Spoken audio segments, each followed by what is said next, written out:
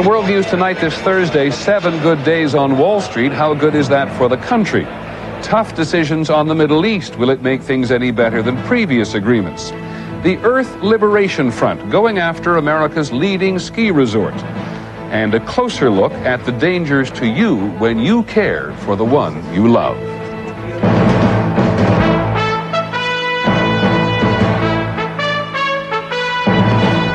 From ABC News World Headquarters in New York, this is World News Tonight with Peter Jennings. Good evening. We're going to begin this evening by checking in on the state of the U.S. economy, which means so much to the rest of the world.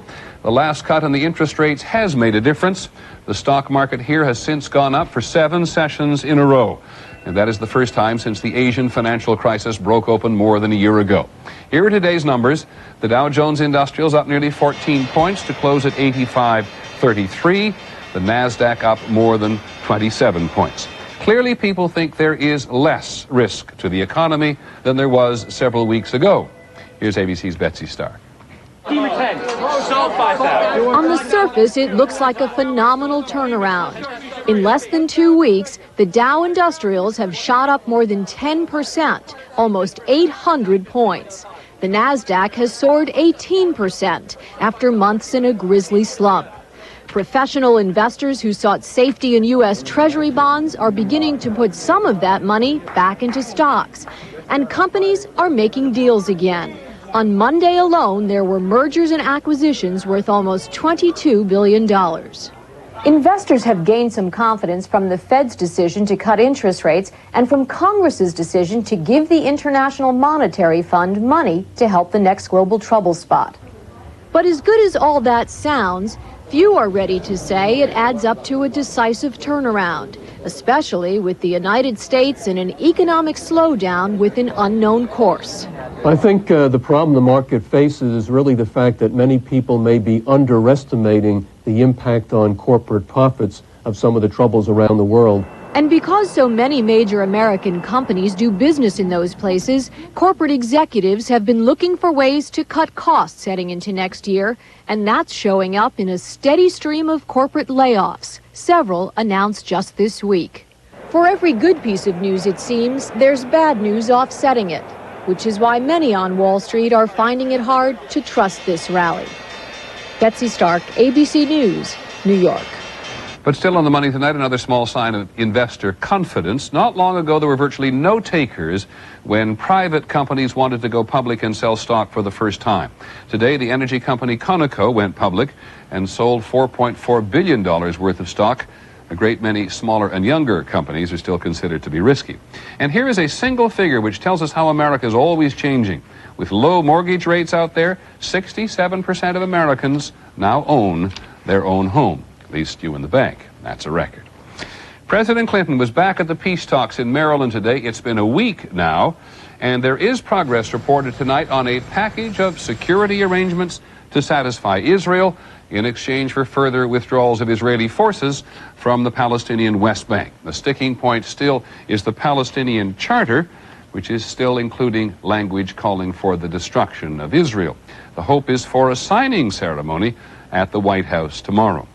The last time the U.S. brokered an Israeli-Palestinian agreement was nearly 2 years ago, and then it had to do with the city of Hebron in the West Bank.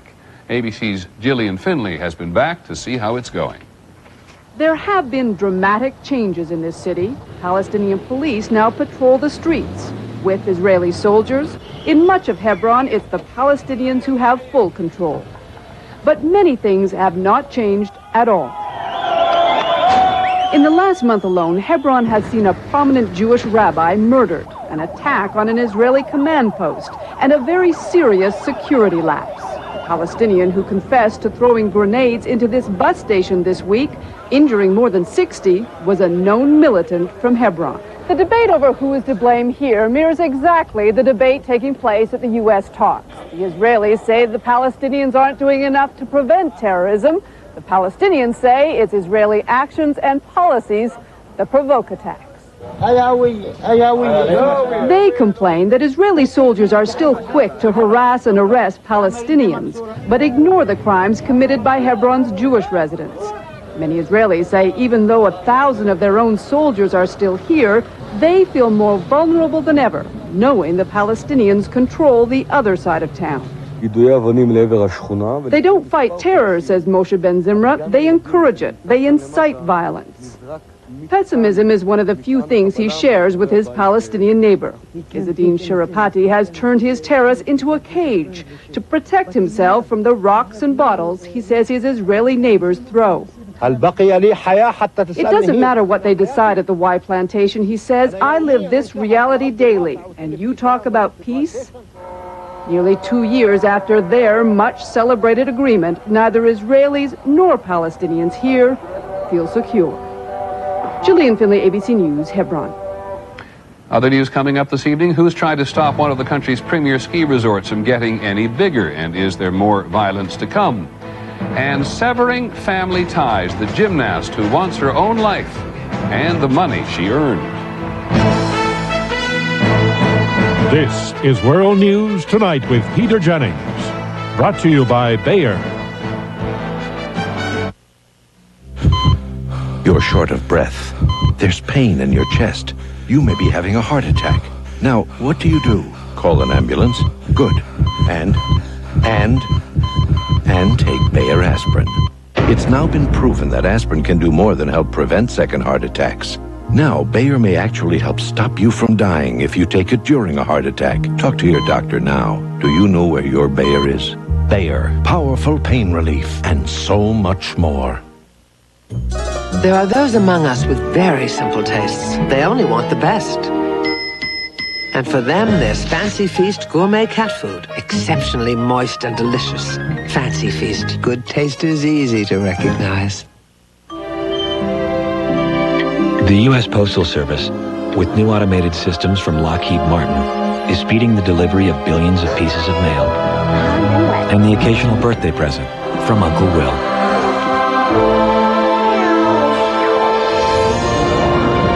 Interestingly, Lockheed Martin is also building America's next generation of fighter planes. Which means we not only help deliver the present, but the future. In Colorado this morning, several news organizations got an email from an environmental group that claims it set the fires which destroyed parts of the Vail ski resort this week. Other environmental groups said they've heard of the Earth Liberation Front, but they certainly don't approve of what they've done. ABC's Tom Foreman is in Vail tonight. The Earth Liberation Front says it started the fires to protest expansion of one of the nation's premier ski resorts into habitat of the North American lynx, even though the lynx has not been seen here for 25 years. ELF says we will be back if this greedy corporation continues to trespass into wild and unroaded areas. We can't deny it. We can't take it lightly. We just have to look into it to verify it. And that's what we're doing now.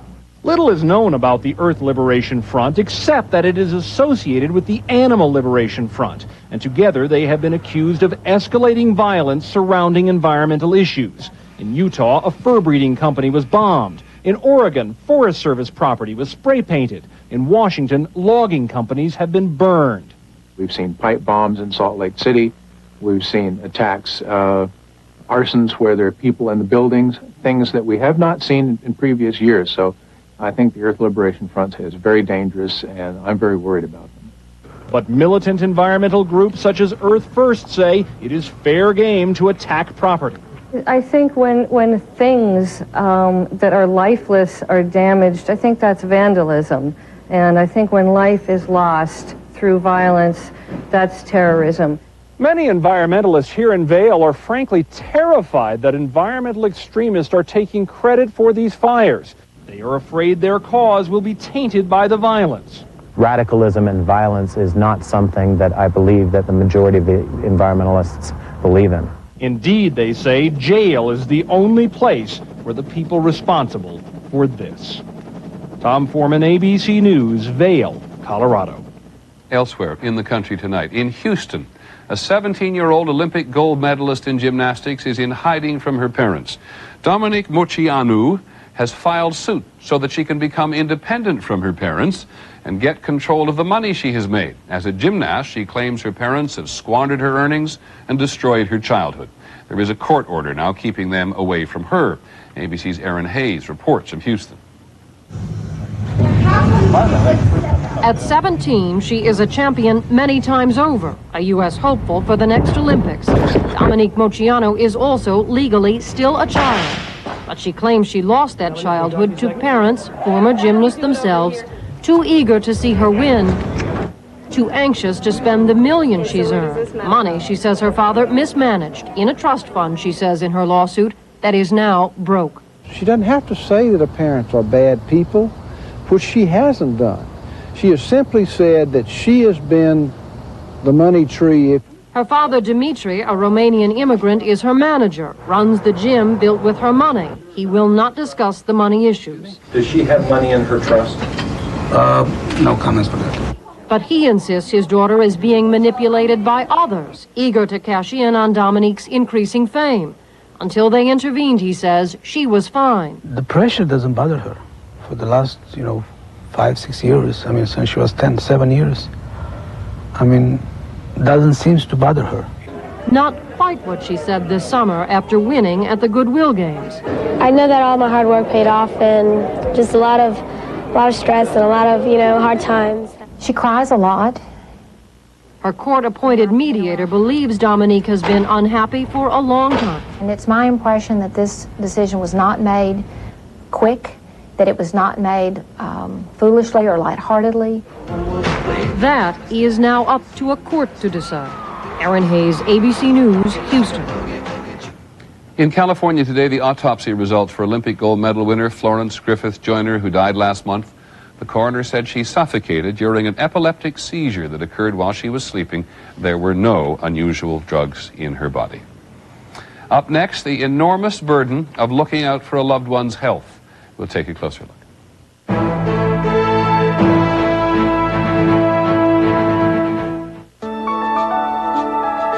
I can help you plan ahead and make sure you have money for things like kids' education. That's fantastic. But I was thinking about starting my own business. As a matter of fact, that's part of the plan too. Now here's the best part. Guaranteed income for you and Meg to retire in style. AXA, dynamic vision, Equitable, a trusted resource. Call us. Equitable is a member of the global AXA group. Life's an adventure because you're over 50 and still exploring. So take the Centrum made just for you, Centrum Silver, with age-essential nutrients specially adjusted to keep pace with your changing nutritional needs. Centrum Silver, it's a great time to be silver. Before you do this or this or this, you want to have this and this and this. You'd be surprised how much of our technology goes into your day. So for this or this or this. We're Siemens. We can do that.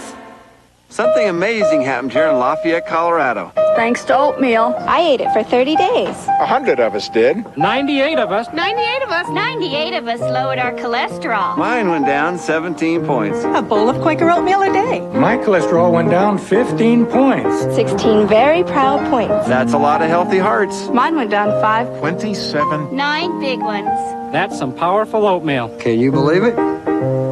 Quaker oatmeal warms you heart and soul. Parenting is a constant learning process. What you have to do is prioritize. Back in '88, Earl wanted to retire, spend more time with Tiger. My dad taught me. I met an American Express financial advisor. Dave is a personal friend of mine to this day. We trust each other because we got a track record. It's about making smarter decisions. We're a team, and that's when dreams can happen. American Express Financial Advisors.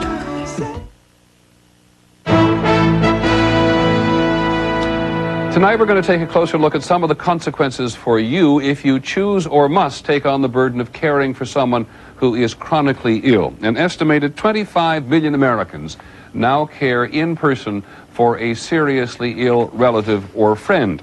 And these particular caregivers are usually not paid, and they often have limited experience, at least less than professionals. It's an enormous emotional investment. One study finds that 60% of them have bouts of depression. That's 6 times the national average. And now there is evidence of the physical toll that such caring may take on the giver. Here's ABC's John McKenzie. Rona Oster has a job as a high school guidance counselor in New York's South Bronx. It's when she arrives home that her real work begins. Rona's husband, Doug, is a diabetic. He has lost his sight and both his legs. So Rona must test his blood and inject him with insulin. She must also clean him and dress him and wheel him everywhere he goes. The stress of living in this type of environment all the time has definitely changed me. I used to be much more easygoing. Oh, come on. Caring for a chronically ill loved one at times can seem overwhelming. Caregivers report that they're often sleep deprived, that they eat poorly, that they have little time to exercise or relax. And all of this magnifies the stress. I should have a method section for you to look at pretty soon. Jan Kikolt Glazer and her husband Ronald Glazer, both researchers at Ohio State University, have now demonstrated how much this stress can actually affect the body. We have good evidence, I think, at this point that caregiving can be dangerous to your health. And we found that the immune system in these caregivers was significantly weakened. So weakened that caregivers given a common flu vaccine were only half as likely to be protected as non-caregivers. That the levels of antibodies and other immune markers were considerably lower in the caregivers. In another study, they inflicted small flesh wounds and found caregivers took an average of 24% longer to heal than non-caregivers. Yet another sign of a weakened immune system. And that has implications for any disease that the immune system protects us from, including cancer, autoimmune diseases, and so forth. But the Glazers' research does suggest ways caregivers can help themselves. Caregivers who have better interpersonal support, more supportive friends and family, appear to do better immunologically as well as psychologically. So one of the most important things that caregivers can do is seek support from others. And that's just what Rona Oster has done. She's joined a nationwide support group called the Well Spouse Foundation. I felt it was to the point that I could take no more. I could do no more. I was really burnt. Once a month, she shares her emotions with others who care for a seriously ill husband or wife. I do feel very inadequate. I said, he's my husband. I should be able to come up with something that's going to give him pleasure, and I can't find it. So it's like a whole bunch of emotions together, sadness and guilt and just also terror. What if that happens to me? What if it happens? And then who would take care of him? Who would take care of me? And what's going to happen? And that fear, who would take care of me, may be the best reason yet for caregivers to take better care of themselves. John McKenzie, ABC News, New York. A closer look today. When we come back, the 98 vote, the potential cost of keeping your word.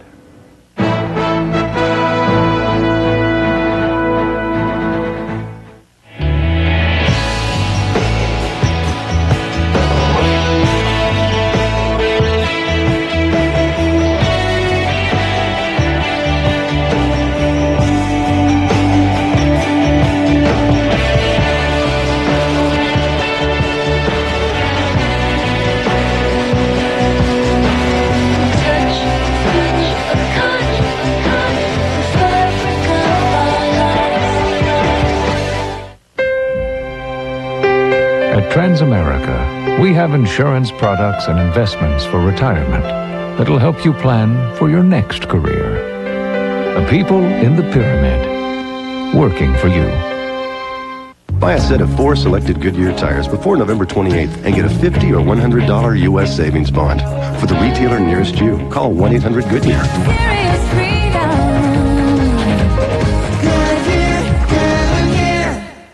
As a highlight of our franchisee meeting, we have the co-founder of Pizza Hut, Mr. Frank Carney. Recently, the retired co-founder of Pizza Hut did something surprising. He bought a Papa John's franchise. Sorry, guys.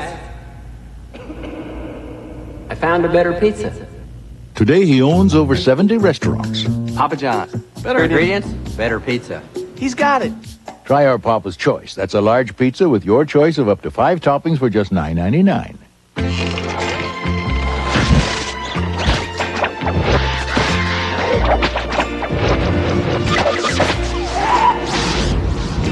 It's no mystery why millions of people have moved to the digital home entertainment of DirecTV. Because DirecTV gives them more movies, sports, and a variety of programming they just can't get from cable. So what are you looking at? If it's not DirecTV, see your retailer for a demo today. Presenting my lovely wife, Linda! At Transamerica, we have insurance products and investments for all kinds of families, no matter how much risk you're willing to take. The people in the pyramid, working for you.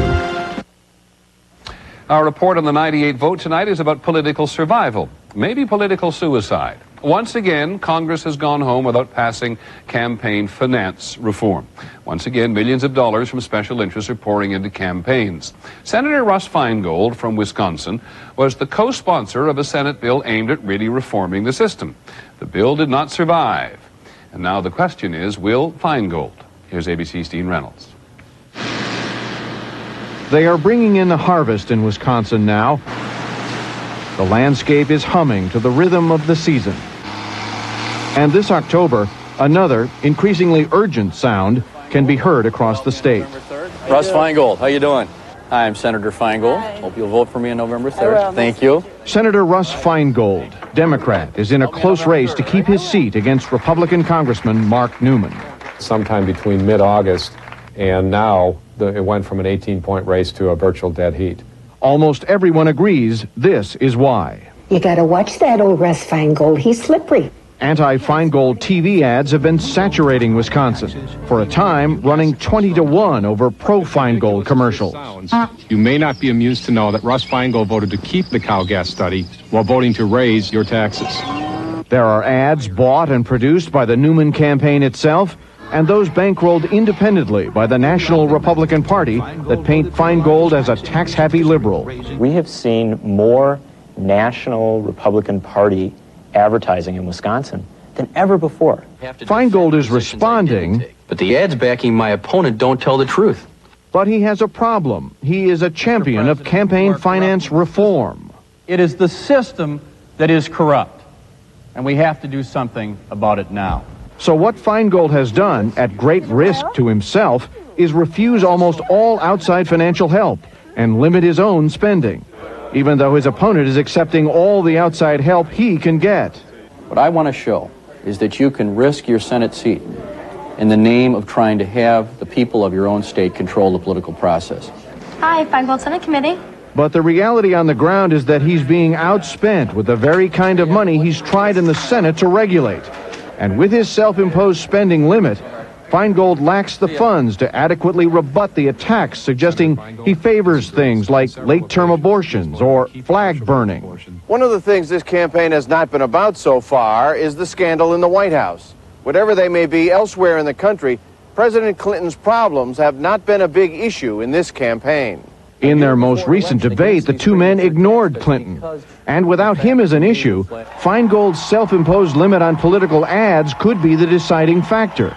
One reason why he needs all the free help he can get. What he preached may be his own fire and brimstone. It really could damn him to the hell of losing a re-election race. That would say a lot about the way campaigns are run, and whether fighting to change that way help me out, all right? Is political death. Dean Reynolds, ABC News, Madison, Wisconsin. One more political note this evening. In Tennessee, the mystery of the murdered candidate in Monday's incumbent state senator Tommy Burks was found shot dead in his pickup truck. Tonight, his opponent in the race, Byron Looper, is wanted for questioning. Police say Looper is not a suspect, but they do point out he has not been seen since the night before the killing. Back in just a moment.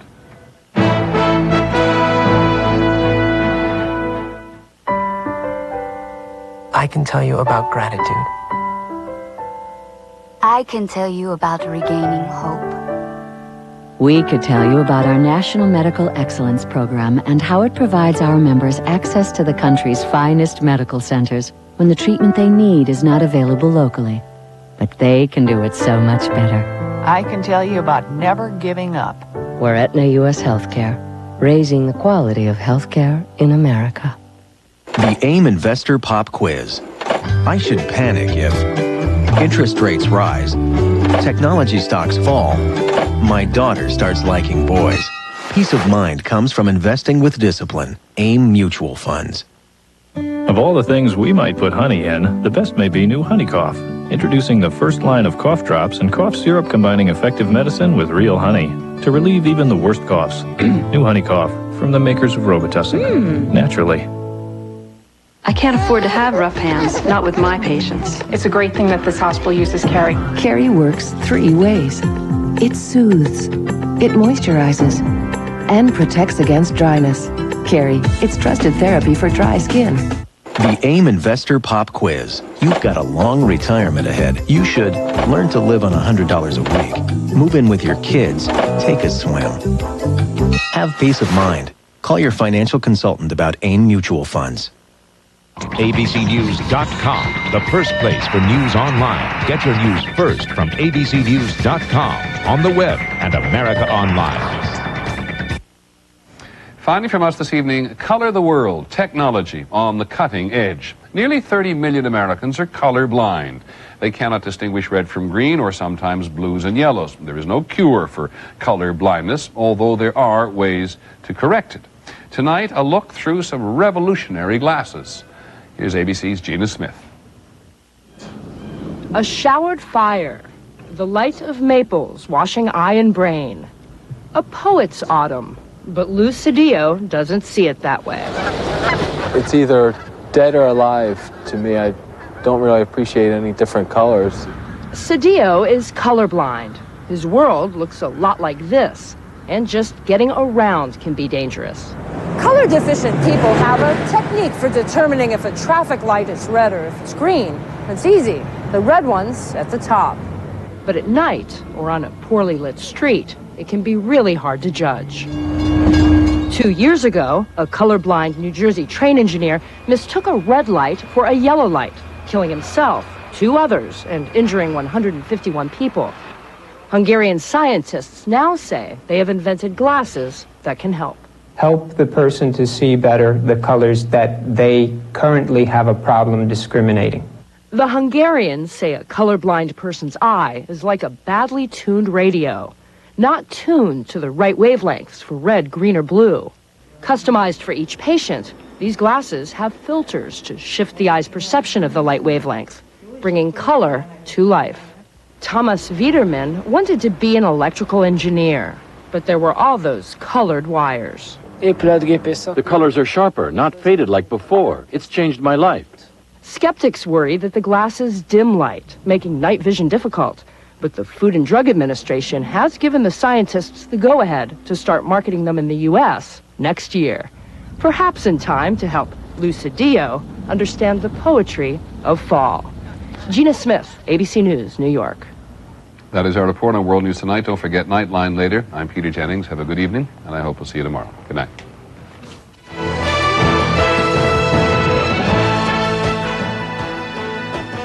Your life is connected to financial news, interest rates, and the stock market. Do you know enough about them to survive? Watch World News Tonight with Peter Jennings. This has been a presentation of ABC News. More Americans get their news from ABC News than from any other source. ABC News, now